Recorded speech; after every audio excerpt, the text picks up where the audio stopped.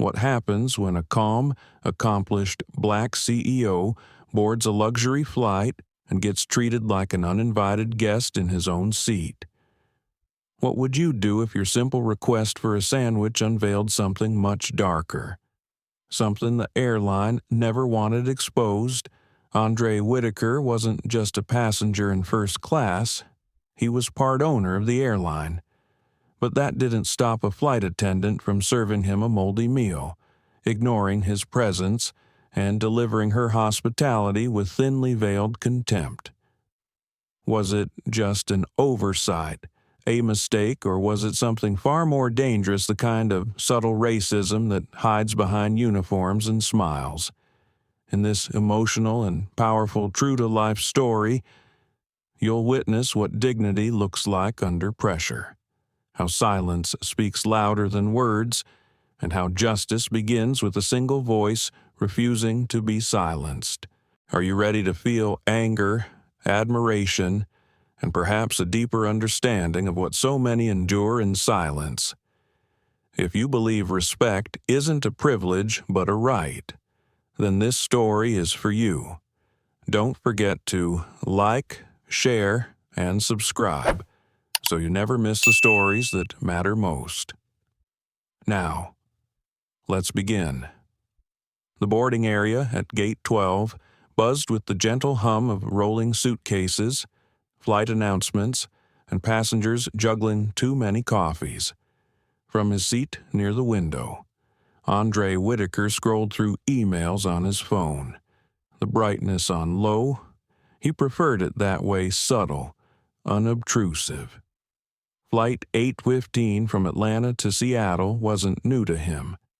He'd taken this route dozens of times over the past year. It was convenient for business. Gave him enough time in the air to review merger reports or just close his eyes for a while. Today, he hoped for the latter. His boarding group was called Group 1 First Class. He stood, adjusted the cuff of his charcoal sweater, and picked up his simple leather bag. No logos, no flash, just function. At 6'2", he moved with the ease of someone who had nothing to prove, but everything to protect. He handed over his digital boarding pass without comment.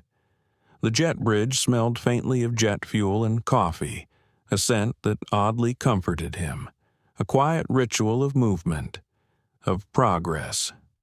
"Good afternoon, sir. Welcome aboard." A young flight attendant greeted him politely, checking his ticket again. She motioned to the left, first class.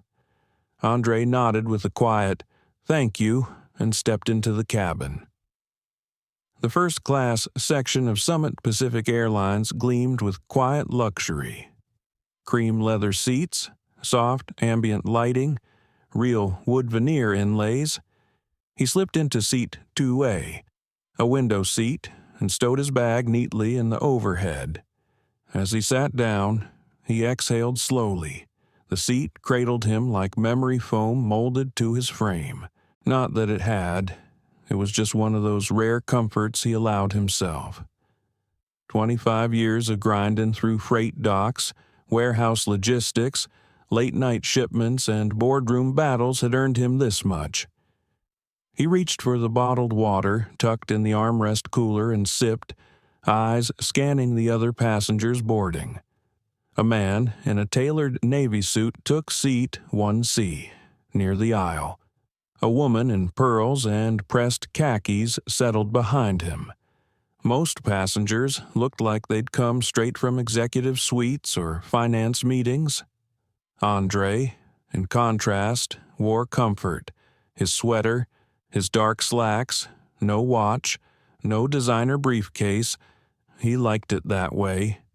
A flight attendant approached with practiced ease, blonde hair neatly pinned, uniform crisp, her expression unreadable.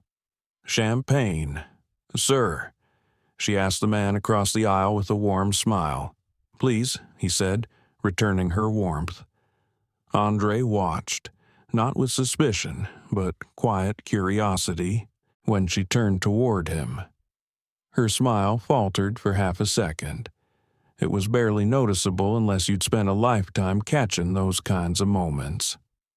Her eyes flicked down to his boarding pass again, as if checking to make sure. "Can I get you something to drink?" she asked, less brightly. "I pre-ordered the Mount Eden Reserve," André said, his voice calm, deep but easy. "It should be in the system." She blinked. "I'll check." André nodded. No fuss. The woman walked away without another word.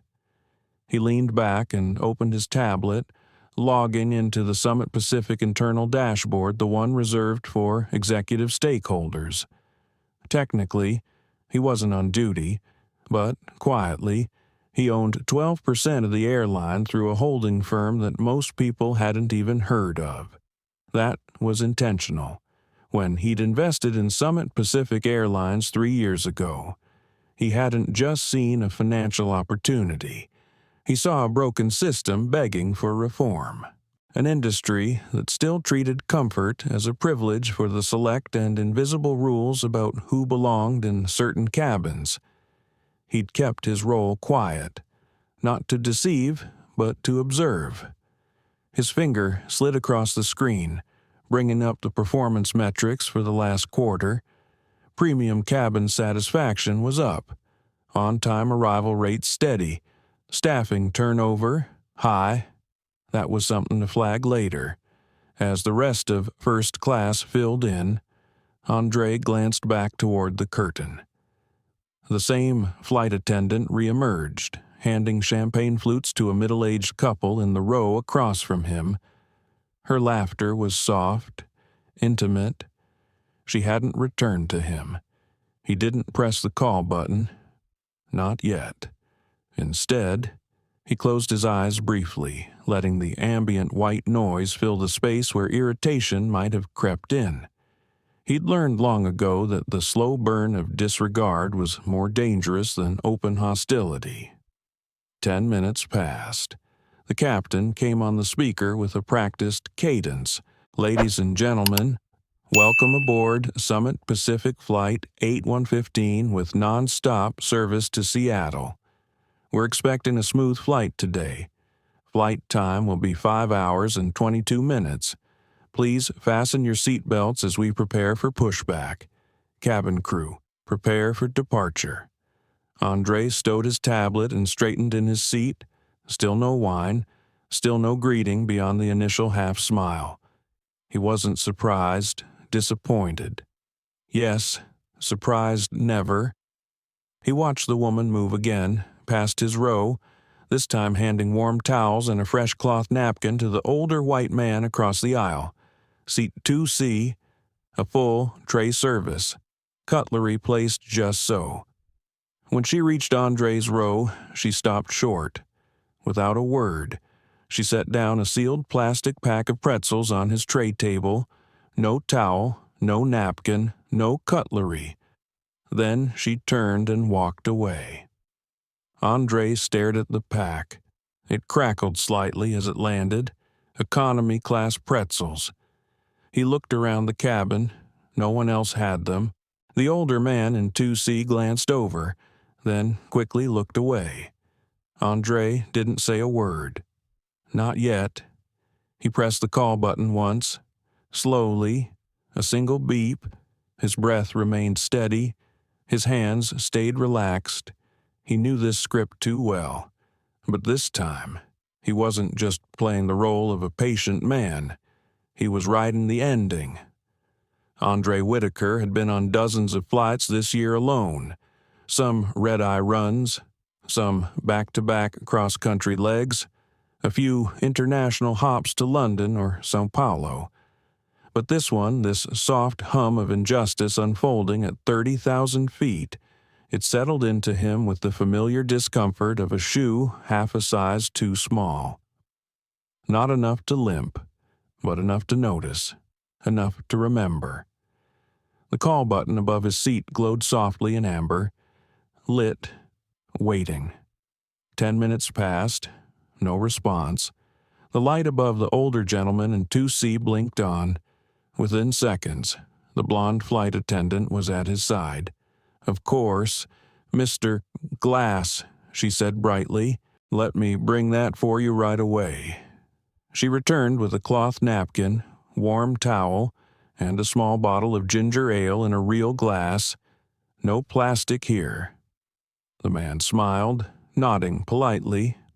André glanced at him, just briefly.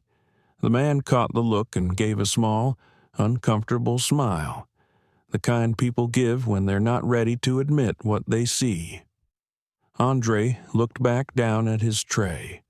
The economy-class pretzels still sat there, sealed, unopened, like a joke wrapped in plastic.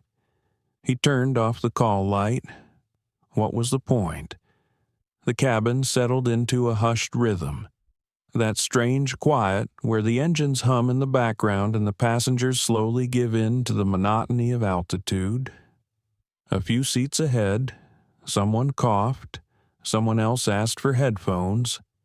Erin Lasky reappeared, her uniform perfect, her smile mechanical. She handed a glass of chilled white wine to the woman in seat 1A. She turned to step back and caught sight of André. For a second, she froze. That smile had cracked for just a breath, then returned, not quite the same. "Can I help you with anything, sir?" she asked. Her tone was sugar, but the texture was off, like it had been stirred too long. André looked up at her. "I asked for the Mount Eden Reserve when I boarded. I was told it was noted in the system." She blinked, then gave a smile that didn't touch her eyes. "Oh, I'm not sure we have that available today. It's on the menu. I've had it on this route before. I also requested it with my booking." She opened her mouth, paused, then shrugged with her eyebrows. "I'll go check with the galley." He nodded, slowly. "Thank you." She turned and disappeared behind the curtain again. André leaned back, exhaling through his nose. He wasn't angry, not yet, but the pieces were beginning to align. It wasn't the wine. It was never about the wine. The difference was never just in service. It was in tone, in omission, in posture, in the way certain passengers were treated as expectations and others as intrusions. André had made a career out of systems, logistics, delivery flows, personnel management, supply chain efficiency. He understood how small actions formed patterns. A missing invoice here, a late shipment there. One incident doesn't crash a company, but a pattern that's where rot lives. And today, Rot had a polite smile and a silver nameplate pinned above her left pocket. He checked his watch. 40 minutes until meal service. Naomi Vega had texted just before takeoff, a reminder about the quarterly logistics report that needed his signature before 6 p.m. Pacific. He replied briefly, "Still in the air. We'll sign as soon as we land." Then, without hesitating, he opened the discrete app tied to Summit Pacific's internal monitoring systems, one of the more subtle changes he'd implemented after joining the board. It allowed him to flag discrepancies in service, track patterns, and on rare occasions activate incident logging through the camera systems on board. André tapped the toggle. Active. From this moment forward, everything in his section of the cabin was recorded. Audio, visual, uploaded to encrypted servers he personally oversaw. He wasn't playing games. 20 minutes later, the curtain rustled, Erin reappeared, in her hands, a plastic cup, not a glass, not chilled.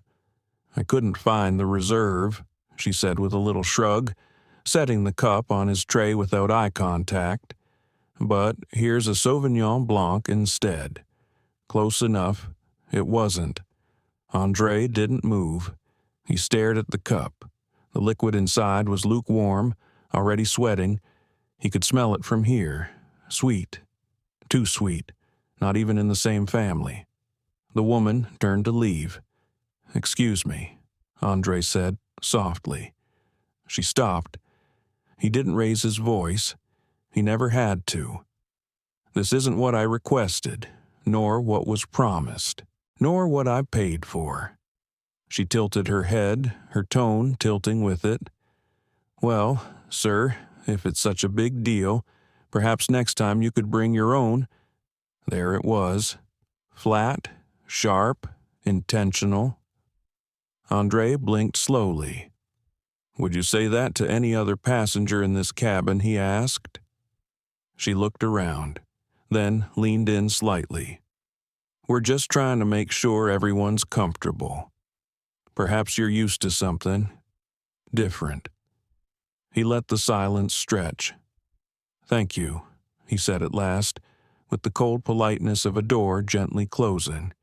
She hesitated for a second, then turned and walked away, across the aisle.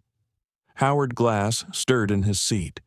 The older man looked toward André, met his eyes, then looked away again. Not yet. André thought, let them write their own story first. Let them tie the knots. I'll pull the thread when it counts, as the lights dimmed for the upcoming meal service. André rested his head against the side panel of the cabin wall. He wasn't tired. He was listening to the tone shifts, the whispers behind the galley curtain, the things people say when they think you're alone, when they think no one of consequence is listening. What they didn't know, what they never suspected, was that sometimes the quiet man in 2A, wearing a gray sweater and carrying a plain black bag, was the one writing the reports. The one who sat behind the closed doors of executive review panels. The one who could rewrite training manuals, change hiring policies, overhaul leadership structures. But first, he needed to let them finish what they started. The tray tables were soon lowered. The smells of warmed chicken and rosemary potatoes wafted through the cabin. Erin moved down the aisle again with practiced elegance. To Howard Glass, she delivered a porcelain plate with care, cloth napkin, polished utensils. She leaned in to ask if he wanted his dessert warmed. Then she reached André and placed a tray on his table, a wrapped plastic sandwich. 2 corners were slightly wet, like the plastic had been in a thawing freezer. No napkin, no explanation, no eye contact. André said nothing, but this time he picked up his phone. The camera opened. He took a photo. He didn't eat. He didn't speak. He simply watched, and the smile hers, his, the one she wore so effortlessly and the one he no longer bothered to fake, slipped. André stared at the sandwich. The cabin lights had dimmed slightly as meal service concluded. Soft instrumental jazz flowed quietly through the speakers, designed to relax passengers into food and drowsiness. But André was neither relaxed nor sleepy. He was focused. The sandwich sat there like a statement, not just a meal, a message.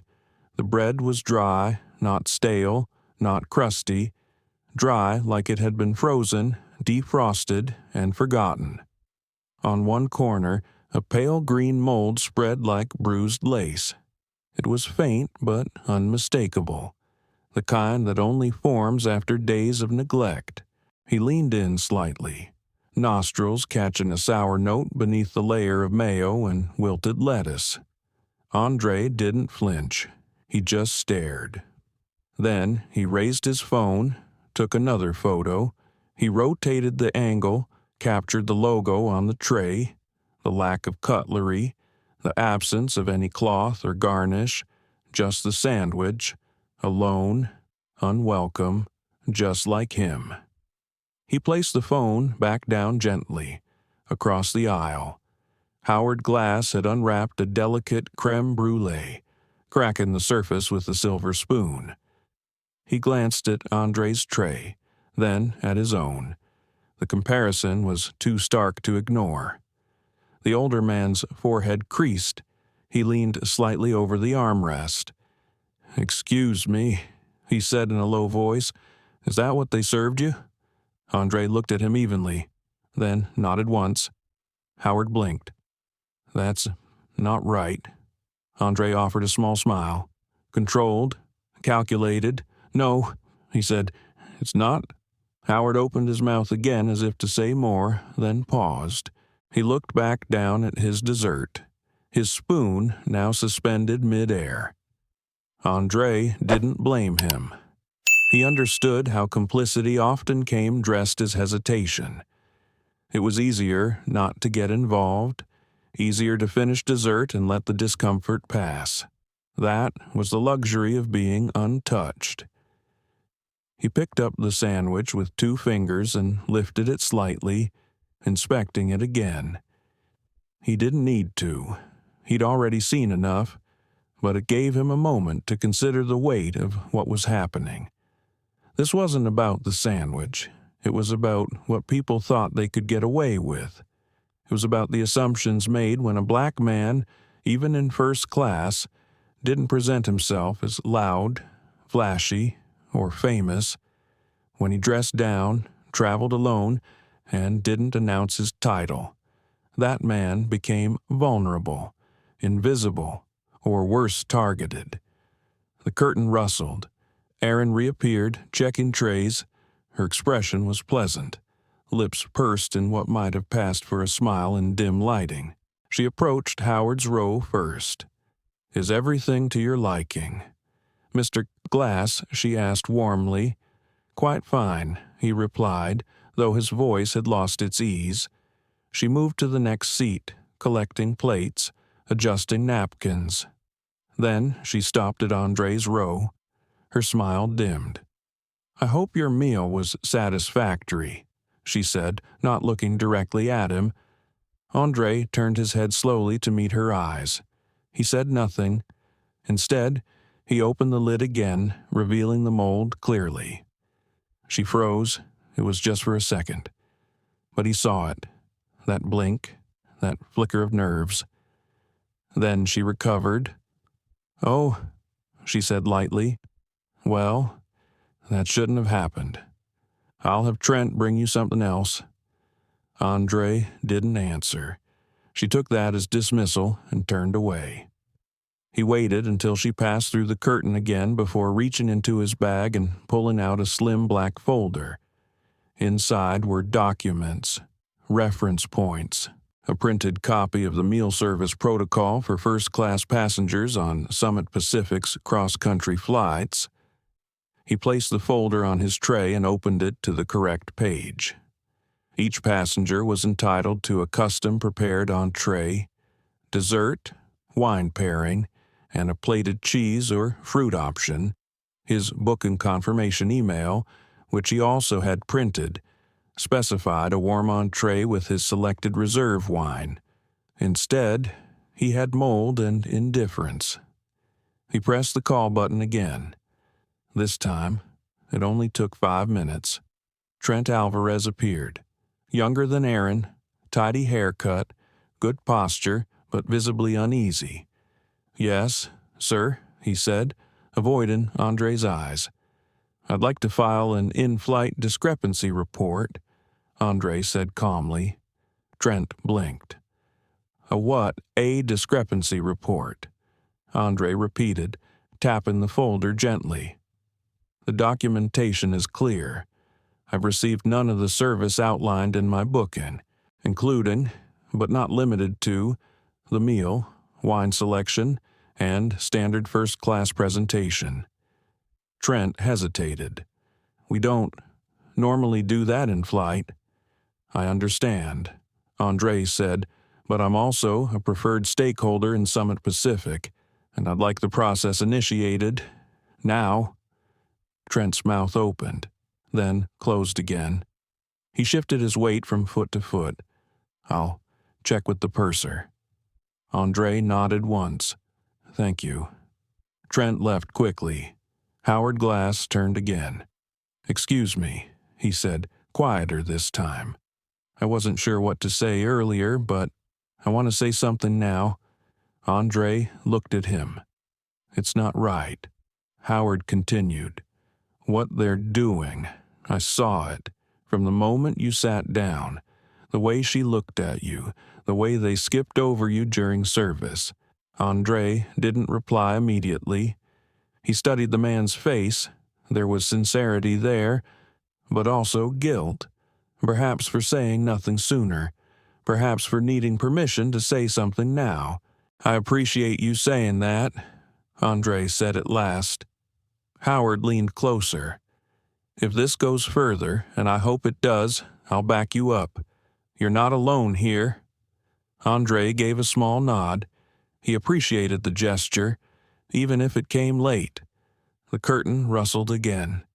Trent returned, hands empty. I spoke with Erin, he said, his voice low. She said it was just a mix-up, that she thought you had requested a vegetarian option and there weren't any left. André raised an eyebrow. A vegetarian sandwich with mold, Trent swallowed. I don't know. André kept his gaze steady. I'd like that report form now. Trent hesitated. I'm not sure we even have them on board. André tilted his head. Then I'd like you to document, on record, that I've requested it and that I was denied access to it. Trent shifted again. Let me talk to the captain. André nodded once. Please do. Trent left without another word. André closed his folder, slid it back into his bag, and checked the recording toggle on his app. Still running. Every word, every expression. The moment was unfolding exactly as it needed to, not with outrage, not with theatrics, but with precision, with truth. He looked out the window. Clouds stretched like soft rivers below them, the sun tinting their edges in gold. Above them, the sky was silent, still, vast, and yet here, in this quiet, well-lit cabin, something loud had happened, something ugly, and it had come dressed in pressed uniforms and polite voices. But it was there. It always had been, and this time he would not let it pass. André didn't press the call button again. Not yet. The glow of that amber light had already been ignored once, and he wasn't in the mood to repeat the performance. Now he needed something else. Silence. Observation. Truth revealed not by confrontation but by comfort. Let them feel safe enough to stop pretending. He watched as Erin and Trent disappeared behind the navy blue curtain that separated first class from the galley. The cloth fluttered slightly, then settled back into stillness. That curtain might as well have been a wall. On one side, polish and poise. On the other, whispers and schemes. He waited. At first, only the low clink of trays and glassware moved through the air. Then came the voices. She's not happy, Erin said, a little too loud. Well, yeah, Trent replied, sounding tired. He's got a right to be upset. You saw what he was doing, she snapped, recording, making a scene without making a scene. They're always like that, just waiting for a reason to cry foul. André blinked. His fingers paused mid-air as he reached for his tablet. They think flying first class makes them important. She continued, but manners come with money, not a ticket. Trent didn't answer right away. Then he said, Lower. You should probably stop, if he really is someone important. Oh, please. I know their type. Always expecting special treatment because the world coddles them now. But we still have standards. First class used to mean something. André leaned back in his seat. He had heard enough. His app was still recording. The audio crystal clear.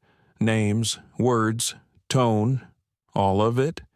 He looked out the window again. A blanket of clouds stretched endlessly below, soft and white and full of lies. Up here, the world looked peaceful, but in this cabin, truth crackled beneath civility like fire under ice. A soft chime broke the tension. The captain's voice came over the speakers. "Ladies and gentlemen, this is your captain. We're now cruising at 37,000 feet. Weather is clear all the way to Seattle. Expected arrival just after 6 p.m. local time. Sit back, relax, and enjoy the flight." André almost laughed. Relax, enjoy. As if comfort was offered to all equally. As if it hadn't already been denied to him the moment he stepped on board. The curtain shifted. Erin emerged, this time carrying a small clipboard. Her smile returned, but it was brittle. "I've spoken to the captain," she said. "He asked me to assure you that we're doing everything we can to make your flight comfortable. But if you have complaints, you can submit them online after we land." Her voice was buttered in protocol, but the knife beneath was visible. André sat upright, calm, collected. "I requested a discrepancy report form. In writing, in flight. Yes, well, we're not required to carry physical forms anymore," she replied. "Everything is digital these days. I'm aware," André said gently. "And, as a stakeholder in this airline, I'm also aware that policy still permits documentation to be initiated during travel upon formal passenger request." Erin froze for a fraction of a second. "I see," she said. "Then perhaps you'd prefer to speak with the captain directly." "I would." She gave a tight nod and turned away. Howard Glass leaned forward in his seat. "Excuse me," he said again. "Lower this time. I didn't want to interfere, but I just want to say I heard them. Behind the curtain, I heard what they said." André turned toward him. "I appreciate you saying that." Howard's brow furrowed. "I'm a retired judge," he said softly. "Federal Circuit. I've spent 40 years listening to what people say when they think no one's listening. I know what I heard." André smiled. "Just slightly. That makes two of us." Howard shifted, uneasy. "What will you do?" André looked down at his tablet, the file already uploading. "I'll do what needs to be done, but not here. Not in anger." Howard nodded slowly. "If you need a statement or a witness, I'll sign it." André reached out and shook his hand. Behind them, a voice crackled over the intercom. This time, not the captain. "Mr. Whitaker, this is Captain Stenson. I understand you've made a formal request. I'll be stepping back to speak with you shortly." André exhaled. The silence around him felt heavier now. A few passengers shifted in their seats. A woman in 1C glanced back. A man in 3A leaned slightly forward. The cabin had begun to notice. Within minutes, the curtain parted again, and the captain entered first class. Captain Ray Stenson was in his late 50s, tall with a squared jaw and an air of practiced authority.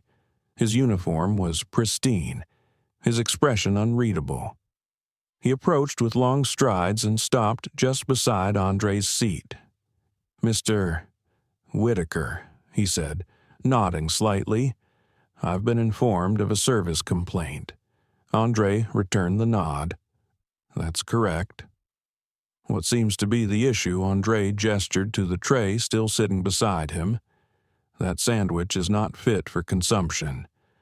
Mold, poor presentation, missing wine selection, delayed response to multiple call button requests, dismissive and racially biased comments from your lead flight attendant." Stenson's eyes narrowed. "Do you have proof of those comments?" André tapped his tablet. The screen lit up. A short clip played, volume low but clear. Aaron's voice came through first. They're always like that. Then Trent's. He's got a right to be upset. And finally, Aaron again. First class used to mean something. Stenson cleared his throat. I see. André paused the audio. I have more, but I don't think we need to play it here. Stenson shifted his posture. His tone changed. Cooler. More distant. Well, I'd like to remind you that making recordings on a commercial flight is generally discouraged. I didn't make a recording. André said, Summit Pacific did. Automatically. For security review, I merely activated my rights to access it as an internal stakeholder. The captain blinked. You work for the airline. André's voice never rose. I am on the stakeholder board. 12% equity through Whitaker Holdings. And I've invested in this airline not just financially, but ethically. Stenson didn't respond immediately. He looked like he had bitten something sour. Mr. Whitaker, he said finally, while I respect your position, I must ask that you refrain from disrupting the cabin environment. I have not raised my voice. André said, I have not refused instruction. I have not left my seat. What part of this is disruption? Stenson's eyes flickered. The passengers were watching now. Aaron stood by the curtain, arms crossed but face passive. Trent lingered behind her, expression pale. You're escalating a situation that may require intervention, the captain said. André tilted his head slightly. Are you threatening to divert the flight because a black passenger requested equal service? Gasps whispered down the aisle. Howard Glass stood up. That's enough, he said. His voice was sharp, judicial. This man has been respectful. He's followed protocol. I heard what your crew said, and I'll testify to it if necessary. The captain turned toward him. Sir, I ask that you return to your seat. I'm a retired federal judge, Howard replied, and I know intimidation when I see it. Stenson paused. His jaw tightened. Then he nodded once. Very well. We will continue as planned. But upon landing, there will be a full review. There will, André said softly, and it won't be the one you expect. The captain turned and walked away, his footsteps heavy. Aaron disappeared behind the curtain. Trent lingered, then looked at André and gave a small, almost imperceptible nod. Then he too vanished behind the curtain. André leaned back in his seat. He hadn't raised his voice. He hadn't broken a single rule. But the sky had shifted, and somewhere, beneath the quiet hum of the engines, so had the balance of power. The curtain closed again, softer this time, as if the fabric itself was unsure which side it belonged to. First class returned to a strange stillness. Passengers shifted uncomfortably in their seats. No one spoke, but everyone listened. André sat upright, arms resting lightly on the armrests, his fingertips tapping a slow rhythm on the fabric. The scene with the captain had shifted something, not just in the power dynamic, but in the cabin atmosphere. The illusion had cracked. The curtain no longer concealed behavior. It now framed it. Behind that curtain, voices started again. You said he was just another entitled passenger? Trent's voice hissed, sharp but anxious. Aaron answered, her words clipped. He is. Just louder about it than most. He's not just some guy. Aaron, he's on the board. I looked up his name, Whitaker Holdings. We're in deep now. Relax, she snapped. He's just trying to scare us. He's got recordings. So what? If they really cared, they wouldn't have put us in charge of this route, This airline plays politics like everyone else. He wants to make it about race fine, but we have policies to stand on." André didn't flinch. The audio stream on his device continued capturing everything.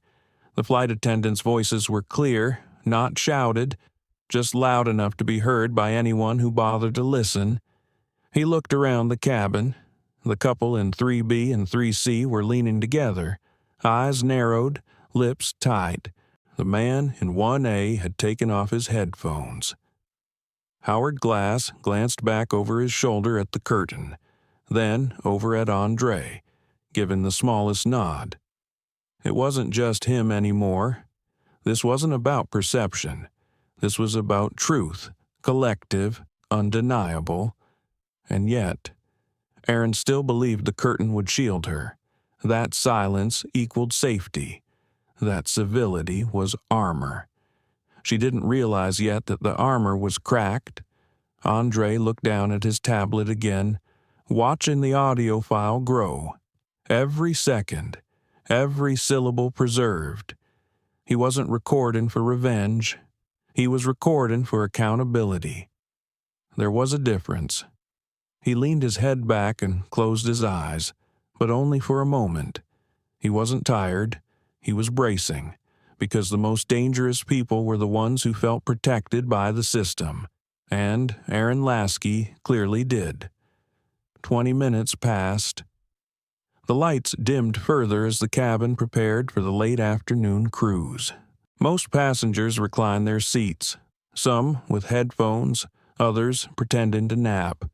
But André's eyes remained open. He pressed the call button again. This time, it was Trent who responded. His posture was tighter, his movements quicker. "Sir," he said, voice low. "Can I get you anything?" André met his eyes. "A copy of the passenger service charter." Trent blinked. I don't think we have that printed." "You do," André said calmly. "It's required to be available upon request in both printed and digital formats." Trent swallowed. "Okay, let me look." He turned quickly and disappeared behind the curtain. The whispering resumed. "You need to keep it together," Trent said, his voice rising slightly. Aaron sounded irritated. "I've been doing this for 16 years. I'm not going to be undone by some smug businessman who thinks he owns the sky. He kinda does." Trent shot back. Silence followed, heavy and dangerous. André waited. The curtain opened again. Trent returned with a small binder in his hands. His cheeks were red. "Here's the printed charter," he said, placing it carefully on André's tray. "Thank you," André replied.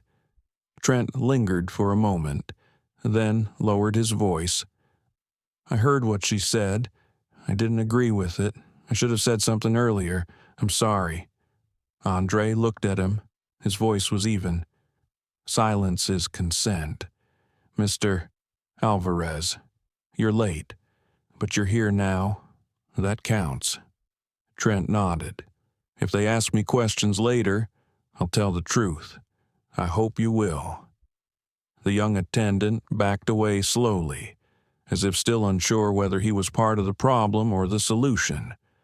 André opened the binder. Inside, pages detailed everything from meal protocols to comfort expectations, from complaint handling to emergency escalation processes, all of it spelled out with corporate polish and legal ambiguity. But it was there, and he knew it, because he helped write it. He flipped to Section 4, 3 Discriminatory Conduct and Passenger Protections. There it was. Any staff behavior, spoken or unspoken, perceived or witnessed, that reflects racial, ethnic, religious, or identity-based bias is subject to internal investigation. Any onboard evidence may be submitted by the passenger or crew for formal review. He placed a sticky tab on the page and marked it. Another beep, a text, Naomi Vega, checking in, Report circulating about a disruption on 8:15. Everything okay, André? Typed slowly. Yes. But tell Patrice Monroe to clear her calendar. We'll need her on the tarmac. He hit send across the aisle. Howard Glass leaned closer. I heard more of it, he whispered. The part about standards, about how you people think you deserve everything. André raised an eyebrow.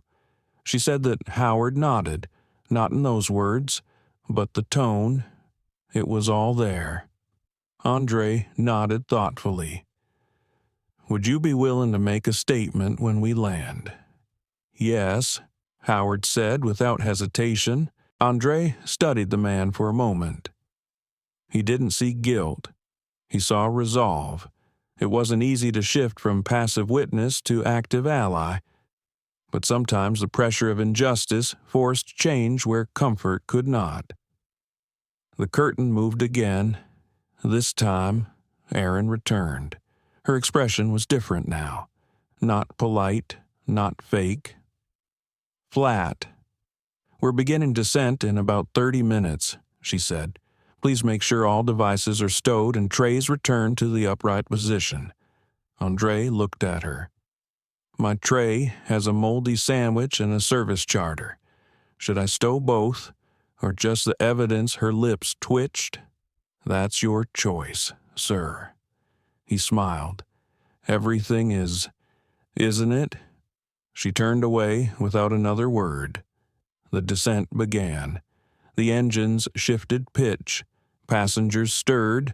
The cabin lights brightened slightly, casting the truth in clearer view. André leaned back, feeling the slight dip in altitude. He had started this flight with no intention of speaking, but silence, too, had its limits. Some truths had to be named, documented, heard, and now they would be in full. The aircraft began its gradual descent into Seattle.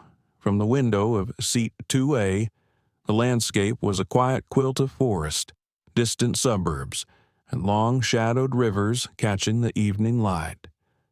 The calm outside the aircraft stood in sharp contrast to the quiet but undeniable tension inside the first-class cabin. André Whitaker didn't look out the window long. His gaze shifted toward the aisle. Across from him, Howard Glass sat upright, now with both hands folded neatly on his lap. His half-finished creme brulee had been cleared away. He hadn't touched it since the curtain talk. The captain's voice crackled over the intercom again. Ladies and gentlemen, we are beginning our final descent into Seattle-Tacoma International Airport. Please ensure all carry-on items are properly stowed and your seat backs and tray tables are in their full upright position. Flight crew, prepare for landing. André remained still. His tray table was open, holding the passenger charter and the now infamous sandwich still untouched. A few crumbs had flaked off onto the paper napkin. The green mold had darkened slightly, reacting to the cabin air. He had left it exactly as it was. He wanted them to see it. He turned slightly to Howard. You said you were a judge. Howard nodded. 41 years in federal circuit. Retired 3 years ago.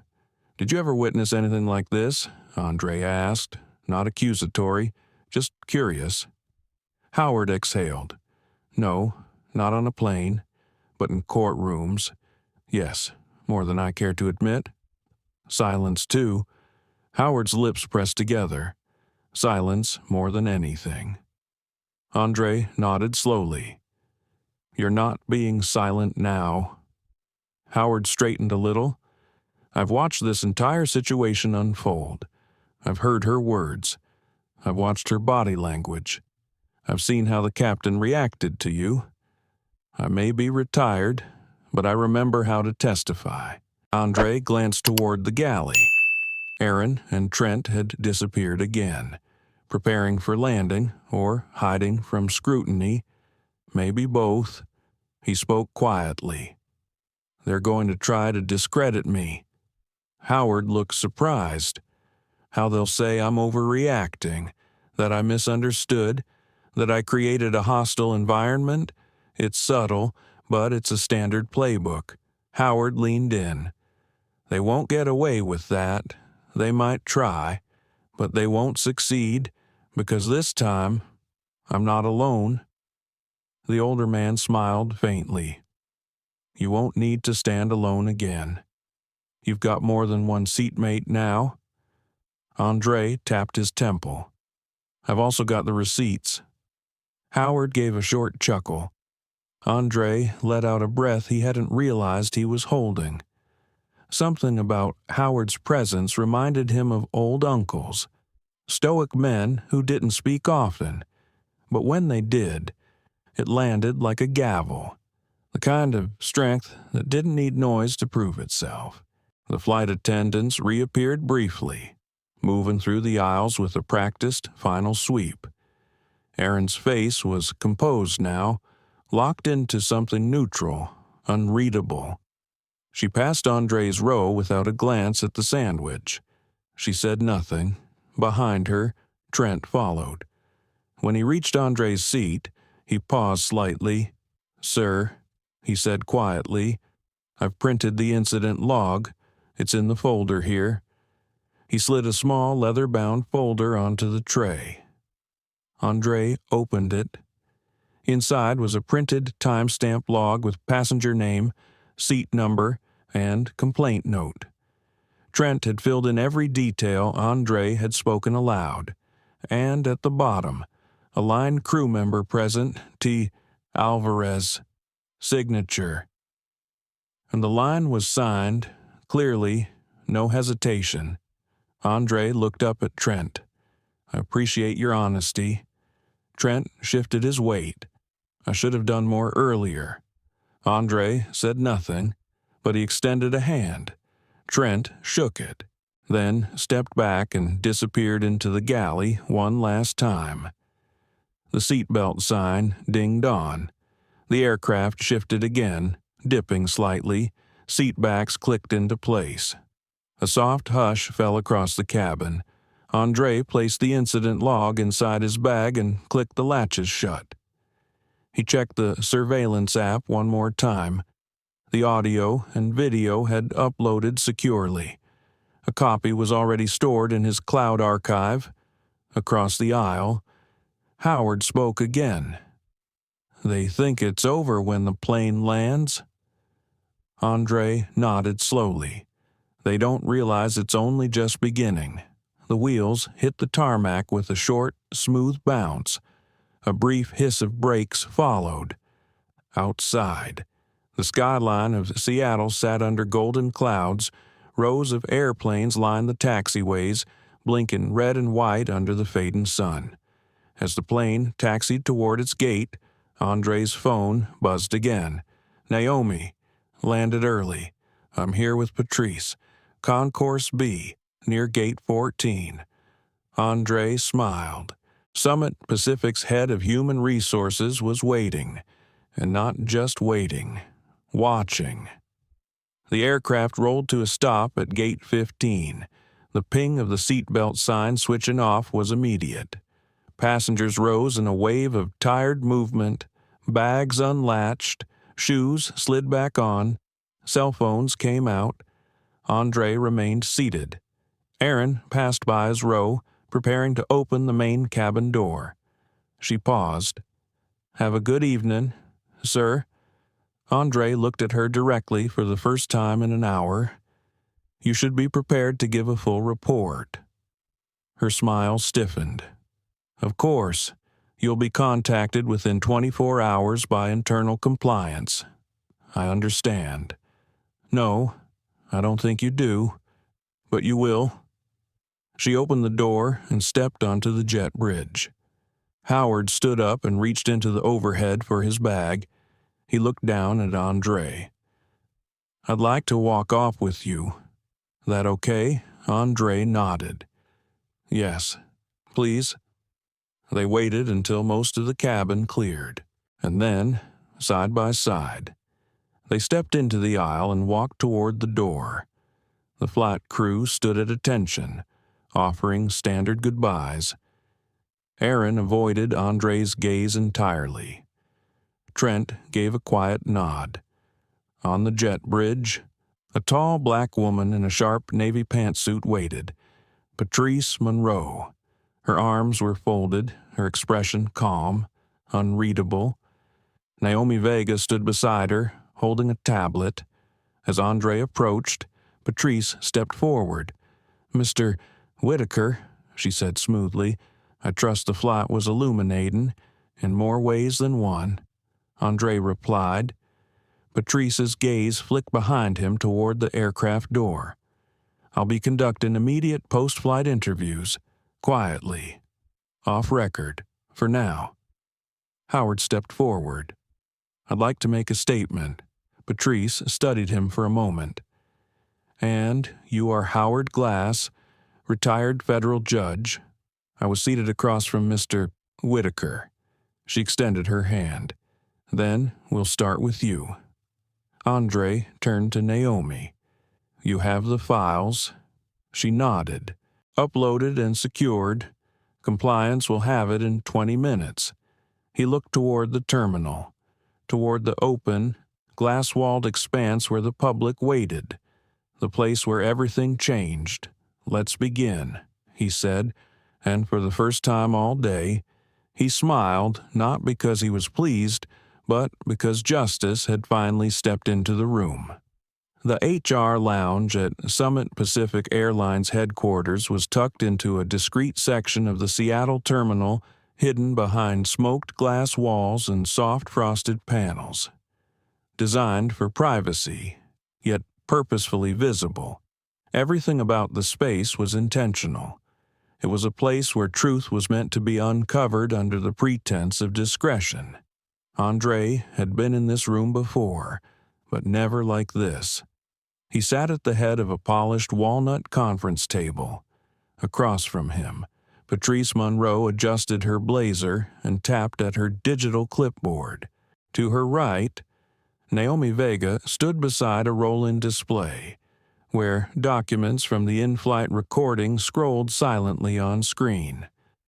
Howard Glass had been taken to a separate, adjacent room for his independent statement.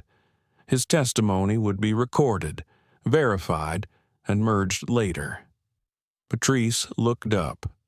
"Before we begin, Mr. Whitaker, I want to state clearly that this conversation is both confidential and internally binding. The contents of your account, supported by documented evidence, will be subject to a formal investigation within 24 hours. André nodded once. Understood. Patrice's voice softened. "You're not a stranger to this process. But I want you to know this won't be a boardroom conversation dressed up as justice. I'm handling this like I would any case, thoroughly." André sat back. "I wouldn't expect anything less from you. Patrice." She tapped her stylus against the edge of the screen and brought up the transcript. Names were highlighted, timelines marked. A red bar slid along the side showing critical incident moments. "Let's begin with the boarding," she said. "Was there anything at that moment that struck you as unusual?" André nodded. "The flight attendant, Erin Lasky, seemed surprised by my presence in first class. She looked at my boarding pass twice. The second time, longer than necessary. Her tone was polite but reserved, in a way that did not match the warmth she offered to other passengers." Patrice looked at Naomi, who tapped a control. A clip appeared. There it was. Erin's body language, pausing longer at André's seat, glancing toward the rear of the cabin. It wasn't obvious if viewed in isolation, but, alongside everything that followed, it was telling. And during the flight, Patrice asked. André opened his folder and laid out the printed service protocol. My request for the reserve wine was ignored. My call button remained unanswered for over 10 minutes. Meanwhile, I observed her respond to passengers across the aisle within seconds. He turned a page. My meal was delayed, delivered cold, wrapped in torn plastic, and visibly moldy. I was served in direct contrast to what was being offered to passengers in comparable seats. Naomi brought up a photo on the screen. The sandwich, the green mold now clearly visible under the cabin light. The timestamp matched the moment Aaron had placed it on the tray. Patrice studied the image without blinking. "And how did she respond when you raised this?" "She said there were no other options, that I could bring my own next time." Her tone implied that I was being difficult. Patrice raised an eyebrow. "That statement is not only inappropriate, it's against protocol." "I know," André said calmly. She tapped her screen again. "We've cross-verified with the crew logs. The reserve wine was indeed stocked on board. You were the only passenger to request it, and it was not open during service," Naomi added. "We also confirmed with supply that no vegetarian meals had mold reported or recorded as part of the last batch delivered. The sandwich was several days past recommended shelf use." Patrice inhaled sharply. This alone would trigger a food safety violation. But given the context, it points to something deeper. She brought up the in-cabin audio, the curtain conversation. Aaron's words rang clear once again. "They're always like that. Think first class makes them important." Trent's voice followed. "He's got a right to be upset." And again, Aaron, colder this time. "First class used to mean something." Patrice paused the clip. "I don't need to hear more to know this crossed a line." André leaned forward slightly. "I want a formal response, not just disciplinary, cultural, structural." Patrice looked at him. "Define structural. I want Aaron Lasky removed, not suspended, not retrained, removed." Naomi raised her head. "I also want a public apology issued by the airline to all passengers on board Flight 815, and I want Summit Pacific to review its internal culture assessment tools, especially within flight operations." Patrice didn't flinch. "And what about the captain?" André was quiet for a moment. Captain Stenson failed to de-escalate. He sided with his crew before reviewing any evidence. When presented with my concerns, he attempted to reframe me as a disruption. I believe he must undergo immediate review. At the very least, he should be removed from duty pending that process. Patrice typed, "I'll include that." André exhaled. Slowly. "I've invested in this airline because I believed in its future. But that future has to include dignity, and dignity cannot be selectively distributed." Patrice sat back. Her face softened. Just slightly. "You're asking for more than justice, André. You're asking for transformation." He nodded. "Yes, because this wasn't about spilled wine or a bad sandwich. This was about who they thought they could disrespect without consequence," Naomi added quietly, "and who they thought wouldn't speak." The room fell silent. Outside the glass wall, the airport bustled with life. Ground crew waved wands beneath blinking jetliners. Families rushed past rolling gates. Announcements echoed overhead, but inside this room, it was quiet, heavy, deliberate. Patrice reached forward and tapped a final icon. The formal internal file began uploading to the Ethics Committee folder.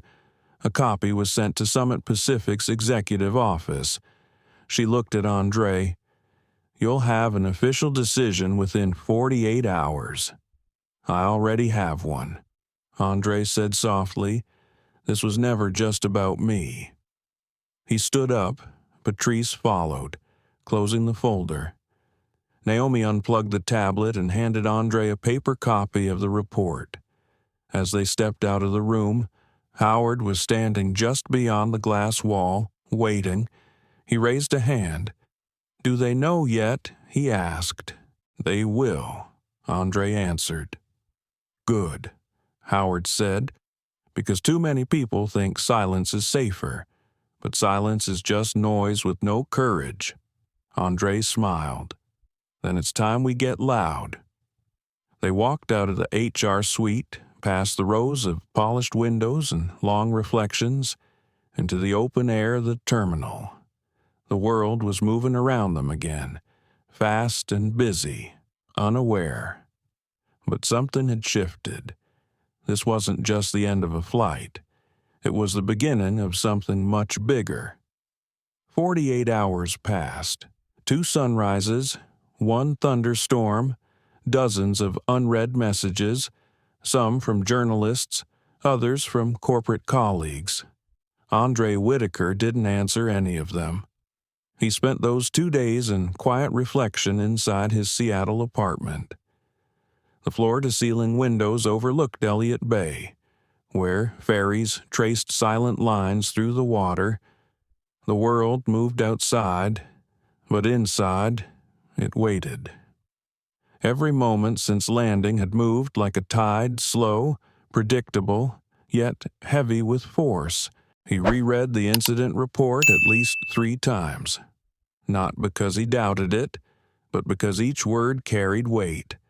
Aaron's quotes in black print, Trent's signature in clear ink, Howard's supplemental statement attached at the bottom, brief but firm.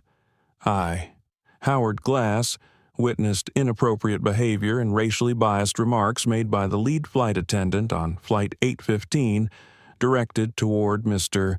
André Whitaker. I am prepared to provide full testimony should legal review be initiated. There was no anger in the lines, only truth. It was late afternoon when Naomi's name appeared on his screen. Incoming call Naomi Vega. André picked up on the 3rd ring. "It's happening," she said. "We've got a meeting with the executive board in 90 minutes. Location virtual. But they want your camera on." He sighed softly. "Of course they do. And Patrice will be there," Naomi continued. "She's bringing the internal findings. Aaron Lasky has already been grounded, pending full termination review, and the captain, Naomi, hesitated. Temporary removal. Quiet for now. They're framing it as an internal conduct inquiry." André stood and walked toward his window. "They still want to protect the pilot image. They do. But this time, it won't work." There was something new in Naomi's voice, a certainty, a quiet spark André hadn't heard before. "They're scared.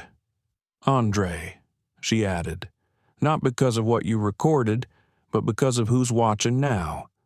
He nodded. "They should be." The screen blinked again. An email this time. Subject line, Summit Pacific Airlines Emergency Board Review, 4 p.m. PST. He checked the time. 1 hour. He turned away from the window and walked to his closet, changed into a dark blazer, a steel gray shirt, no tie, polished but unfussy, the outfit of a man who knew the weight of both justice and restraint. By 3:58 p.m., he was seated at his desk. The camera framed his shoulders. The natural light from the windows cast a calm hue across his face. At 4:00 on the dot, the boardroom lit up. 12 faces appeared on screen, some familiar, some newer. All watching closely, Patrice Monroe's voice opened the call. "Good afternoon. This is an emergency ethics review for internal events relating to Flight 815 from New York to Seattle. As per compliance protocol, all present parties are under non-disclosure and subject to disciplinary action for breach." Each board member confirmed attendance with a nod or a short present. Patrice continued, I have reviewed the full body of evidence submitted by Mr. Whitaker, including passenger audio, crew behavior documentation, service discrepancies, and testimony from an onboard witness with legal credentials. She paused, looked directly into the camera. I find the conduct of Flight Attendant Aaron Lasky to be in direct violation of Summit Pacific's non-discrimination policy. Her remarks reflect bias, unprofessionalism, and a clear lack of respect for passenger dignity. A few heads nodded on screen. Patrice continued. I also find that Captain Ray Stenson failed to properly respond to a formal in-flight complaint. His decision to frame the complaint as a possible disruption suggests negligence in duty and an abusive power dynamic. One board member raised a hand, an older man in a Navy suit. This is extremely serious. What is Mr. Whitaker's position on disciplinary actions? André leaned forward slightly. Calm, focused. I've outlined my recommendations to human resources. I'm not seeking symbolic punishment. I'm seeking real change.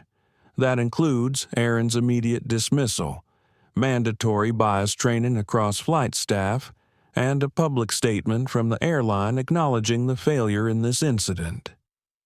The room fell quiet. One of the younger board members spoke up next. André, do you intend to go public with this? He met their eyes through the lens. I already have.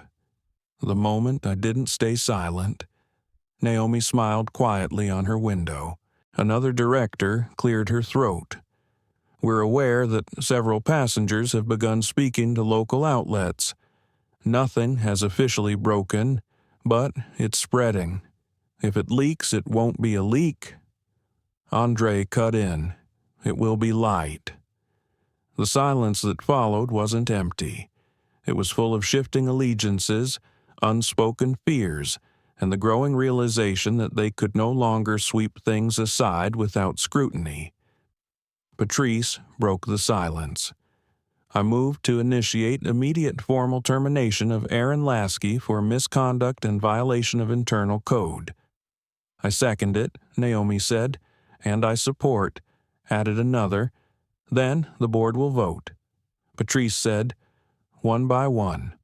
The lights beside each name flashed green. Unanimous. Then Patrice continued. I also moved to place Captain Ray Stenson on a paid suspension pending full behavioral review. This time, there were 2 green lights, then a pause, another. Eventually, the screen lit fully. The motion passed. André sat back slightly. His shoulders relaxed, but only slightly. Because this wasn't victory. It was only accountability, at least for now. Patrice looked at him. We'll release a statement within 24 hours. You'll be consulted on the language. I'll send my edits by tonight.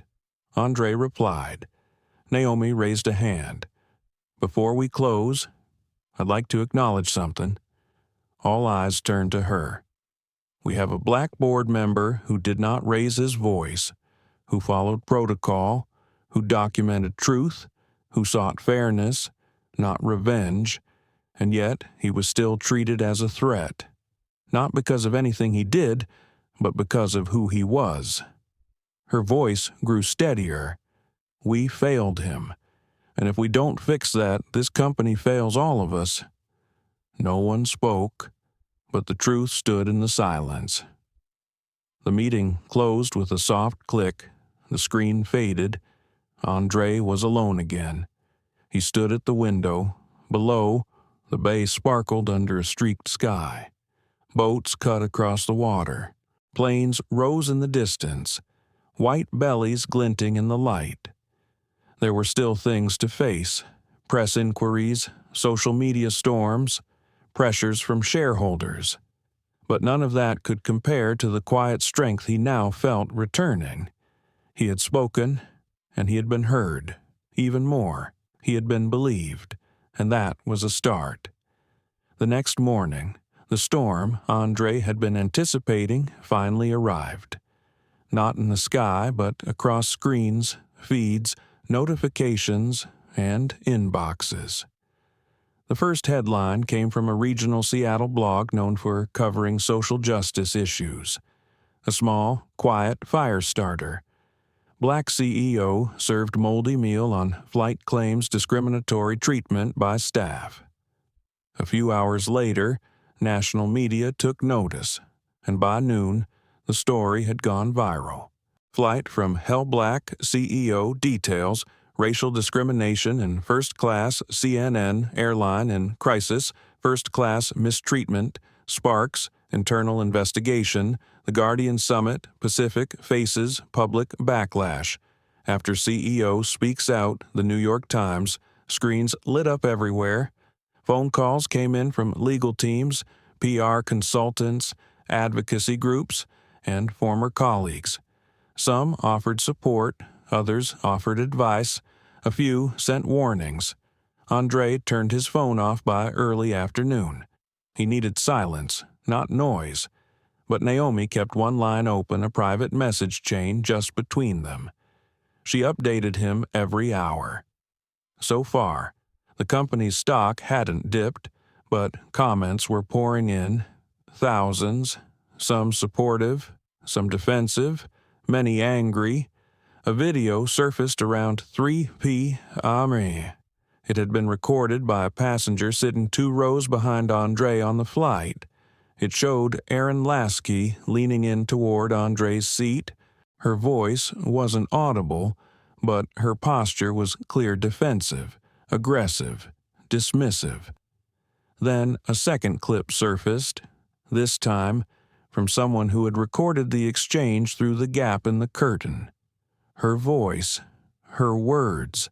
Some people think they're entitled just because they're sitting up front. First class used to mean class. The video was shared over 2 million times in 8 hours. André didn't post a single word, but his silence carried the weight of presence.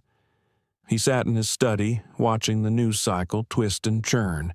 His face was everywhere, but it didn't feel like vanity. It felt like a window had been opened, and now everyone could see what had long been brushed away. By evening, the airline released its official statement. Summit Pacific Airlines does not tolerate discrimination in any form. We have terminated the flight attendant involved in the recent incident on Flight 815 and are reviewing our training and accountability protocols company-wide. We thank Mr. André Whitaker for his grace, professionalism, and courage in addressing this issue. We are committed to rebuilding trust. André read the statement 3 times. It was clean, apologetic, safe, but it wasn't complete. Naomi called just minutes later. They're going to ask you to appear on morning shows. He laughed softly. Of course they are. They want you to speak to damage control, set the tone.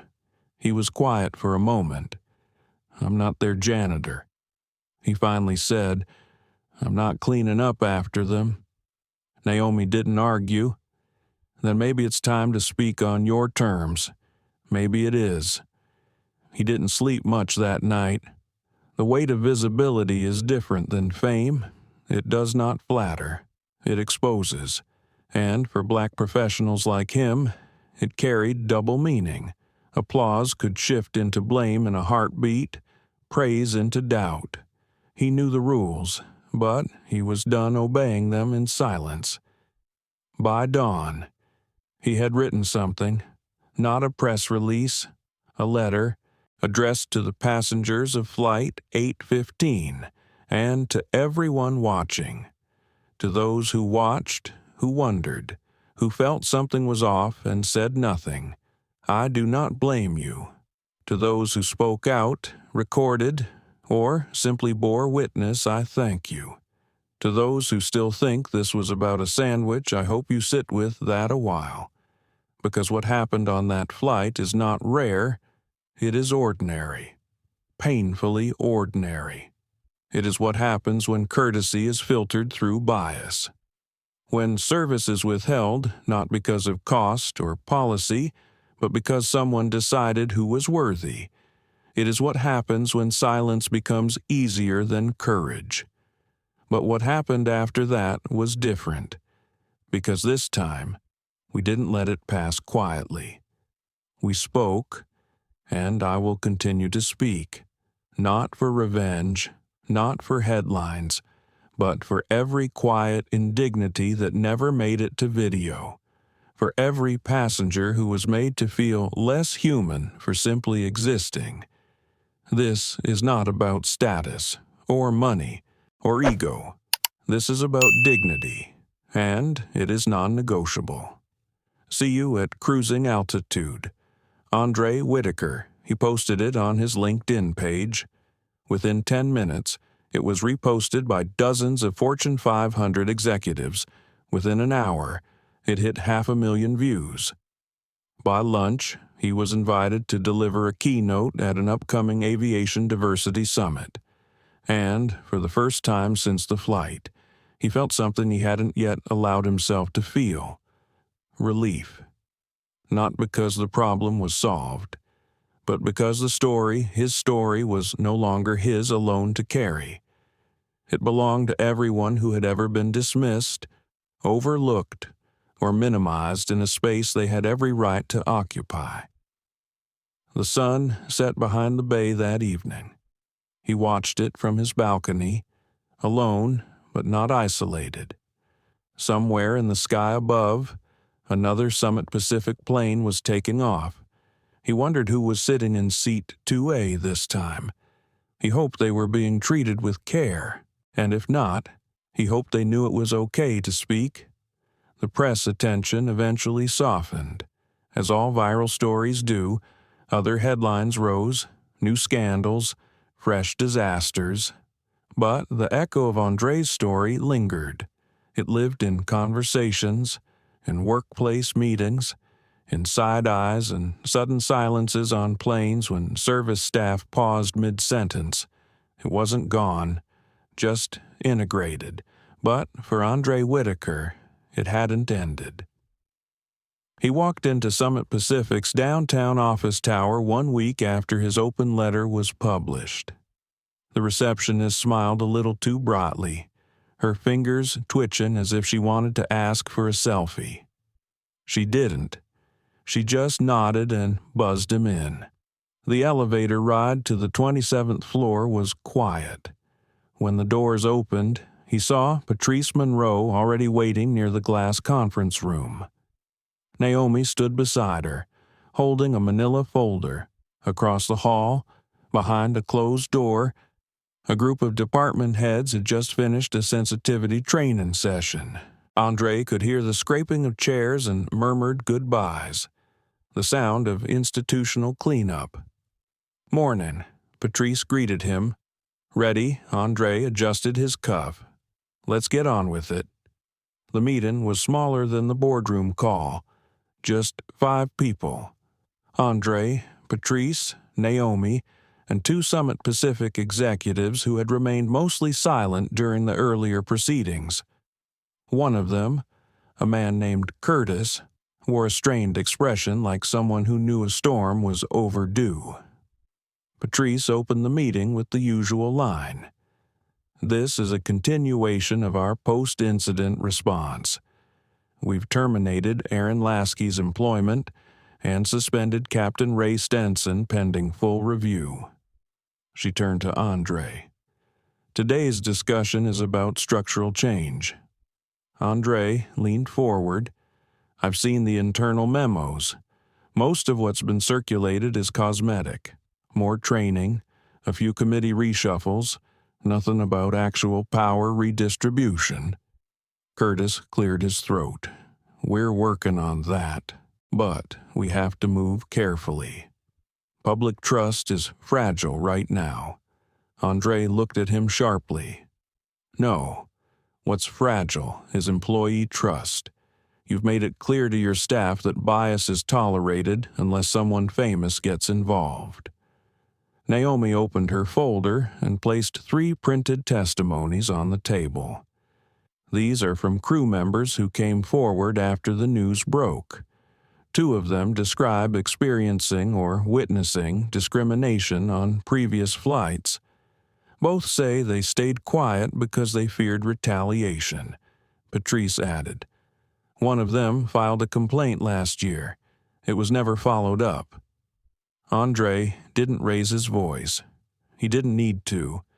This is not about one employee's bad attitude. It's about a culture that rewards silence and punishes accountability. I didn't bring this forward just to get someone fired. I brought it forward so we stop pretending our flight crews operate in some moral vacuum.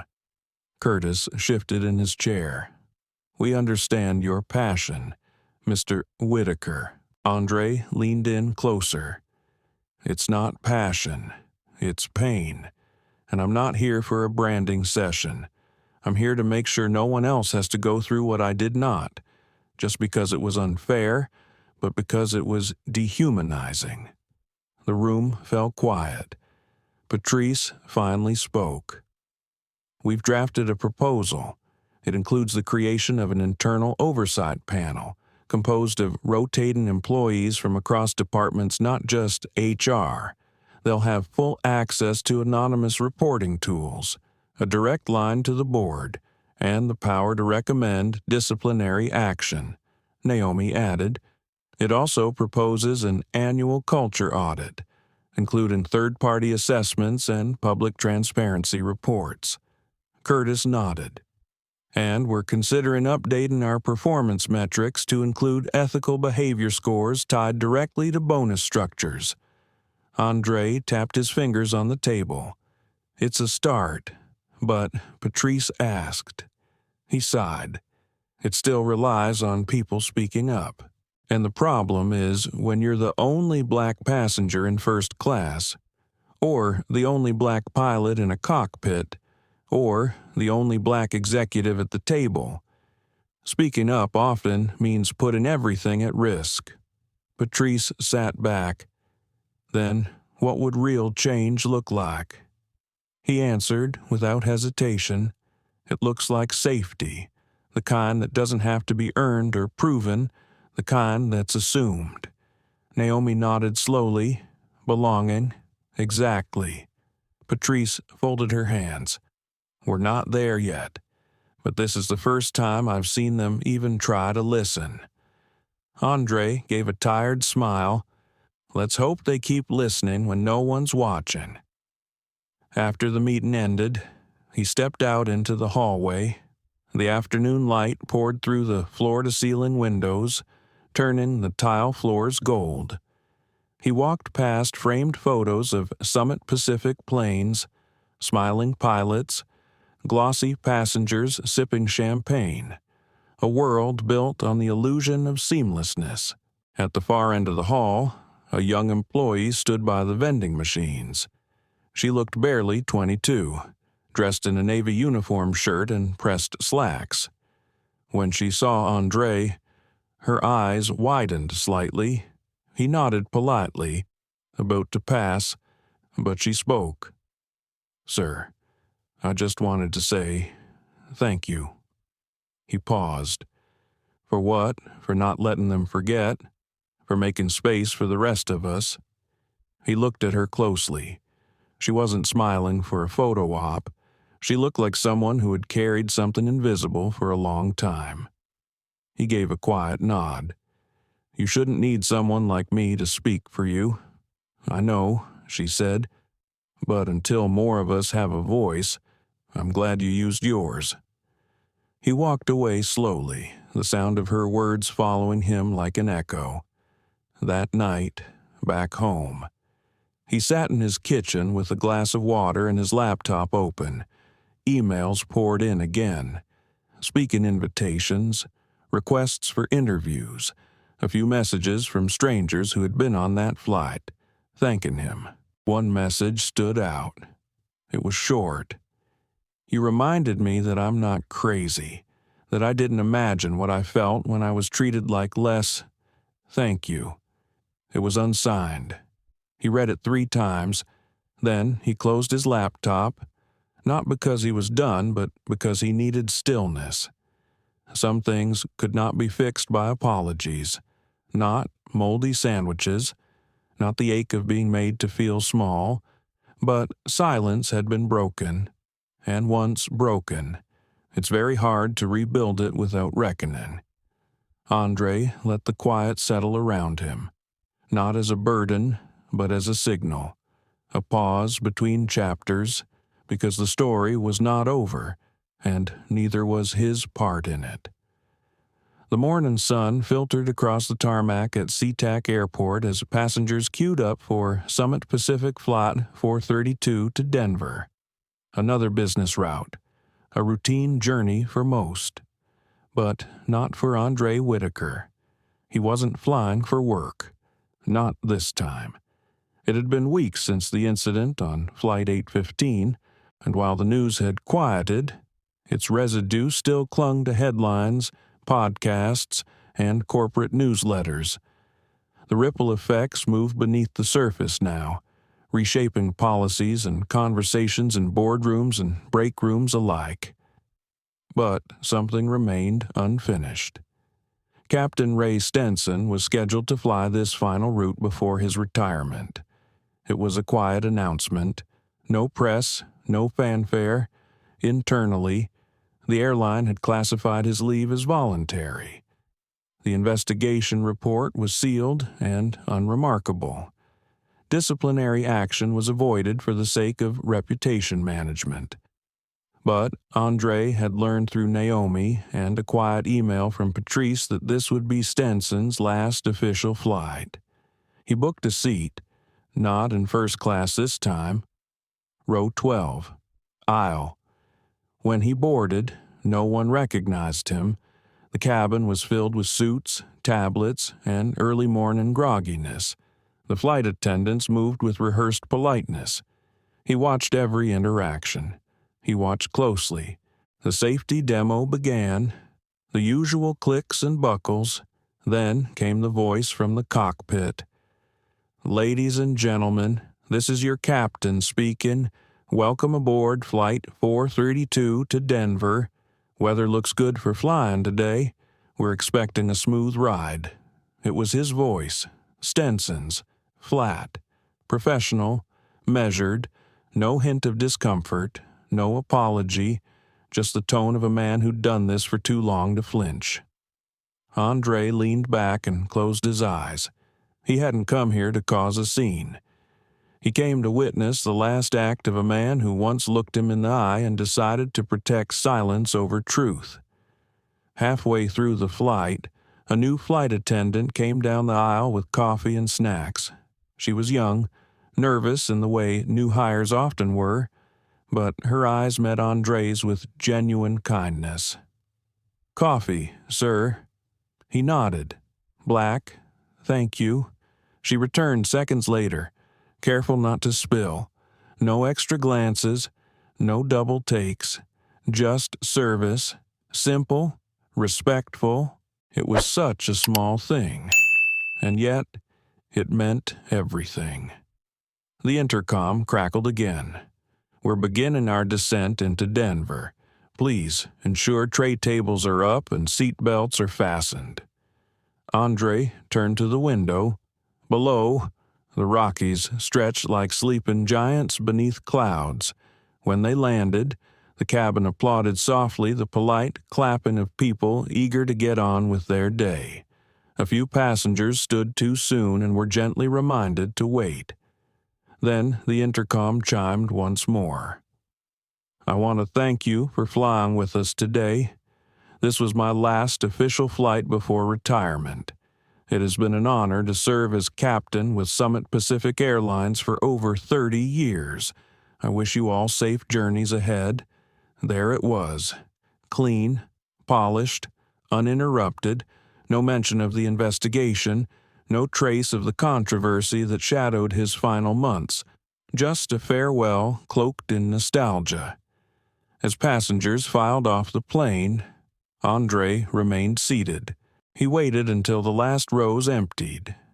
When he stood, the flight attendant smiled again. "Have a wonderful day, sir."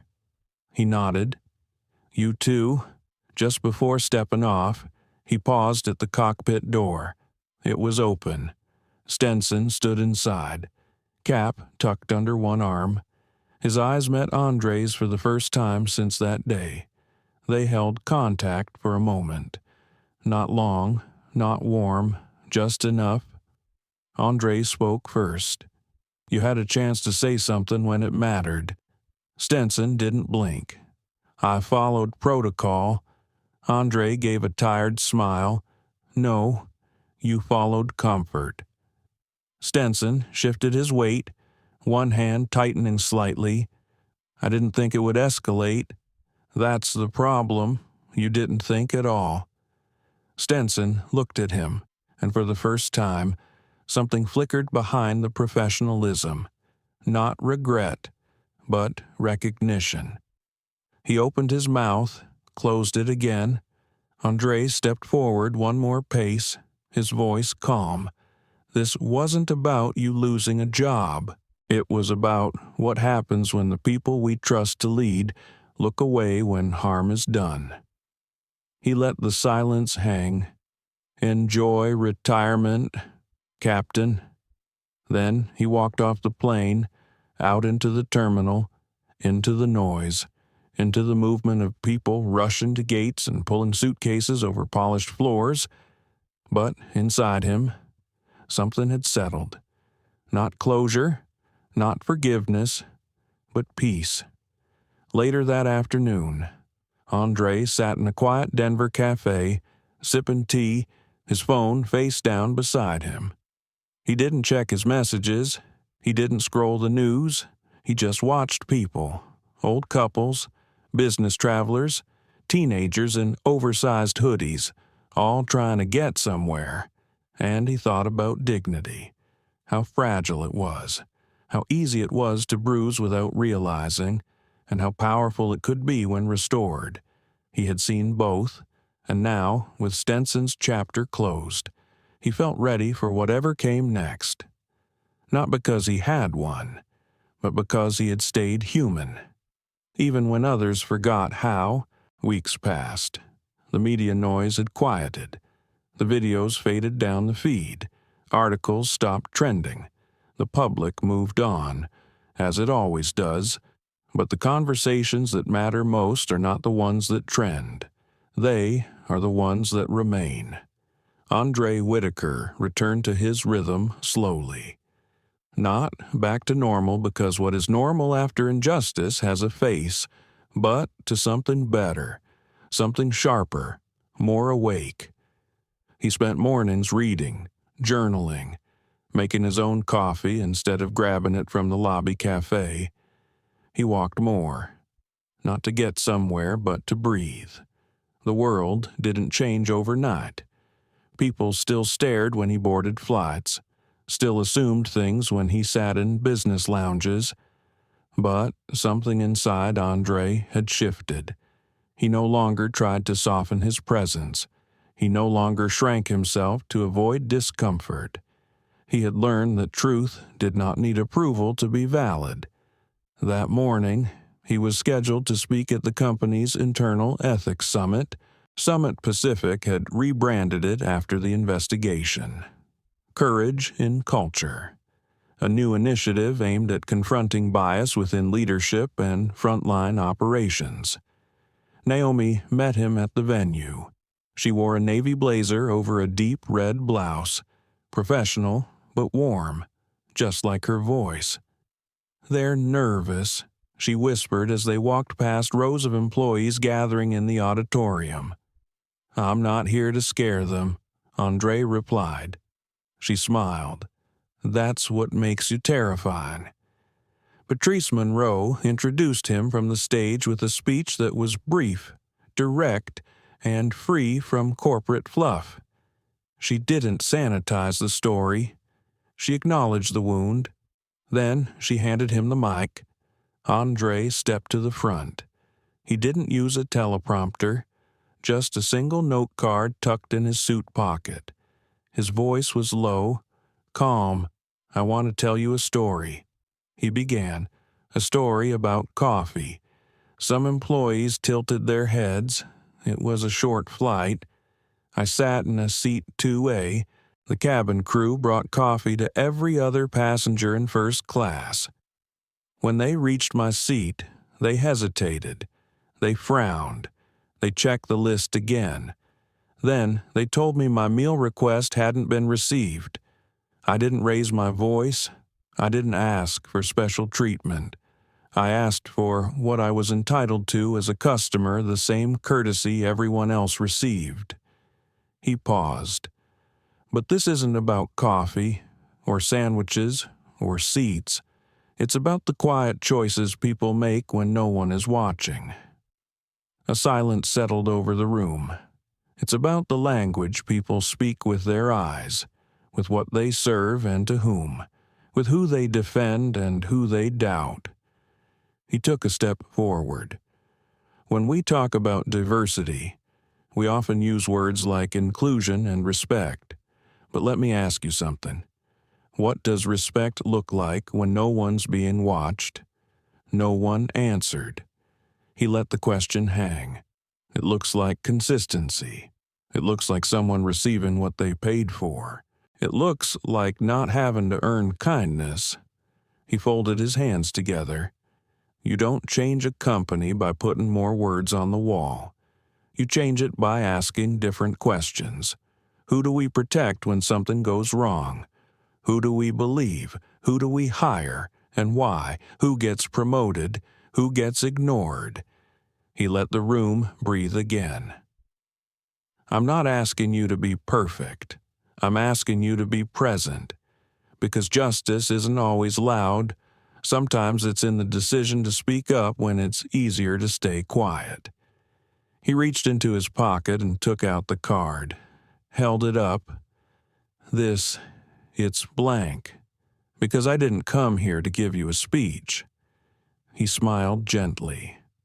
I came to remind you that you're writing one already, every day, with your choices, your silence, your action, or your absence. He stepped back. Thank you. The applause was soft at first, then steady, then full. Naomi stood in the wings, blinking back tears. Patrice nodded slowly. A few employees in the back stood up, others followed. André didn't bow. He simply stepped down. After the summit, a quiet line formed near the side door. Employees of every background, some in uniform, some in management, a few with watery eyes. One woman whispered, "My brother went through the same thing last year, but he didn't say anything. I wish he had." Another man, older, shook André's hand firmly. "You didn't just speak for you. You spoke for all of us who stayed silent too long." André accepted each word, but he didn't hold on to them like trophies, because this wasn't about applause, this was about movement. He walked outside into the fading light.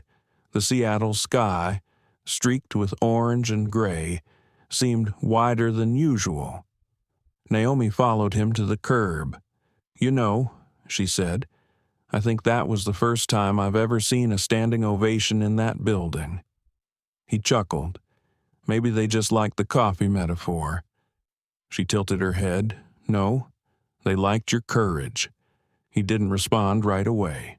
Then he said softly, "I didn't feel brave on that flight. Maybe that's when it matters most." A car pulled up to take him home. He turned before stepping in. "Thank you," he said, "for never flinching." Naomi smiled. "The sky belongs to all of us. You just reminded them." He nodded and got into the car. As the city passed by his window, André thought about all the people who might never speak up, about the stories that live in silence, about the passengers who had been served indifference instead of dignity. He didn't need their stories to become headlines. He just needed the world to believe they existed. and maybe now it finally did. He closed his eyes. The engine hummed. Outside, a plane arced through the sky, a silver line across fading clouds. Somewhere up there, someone was sitting in 2A, and this time, he hoped with everything in him they were seen. André never wanted the spotlight. He didn't raise his voice. He didn't demand attention.